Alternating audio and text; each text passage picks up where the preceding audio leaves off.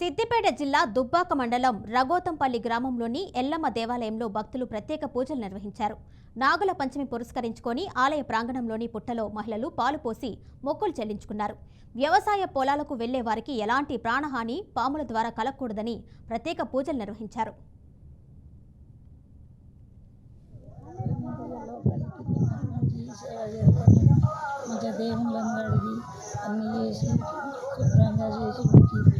ఎందుకంటే లోపలికి అయిన నుంచి కన్యపాలు పోతుంది.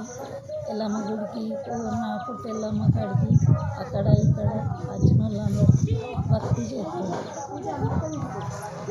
సంవత్సరం మేము చేస్తున్నాము. వచ్చిన వాళ్ళందరూ ఉంటున్నాము.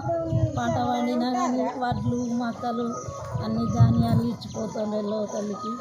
ఇక్కడనే అయితే ఇట్లా వడ్లు సూకాయ లోపలికి వస్తున్నాకనే కాండవే.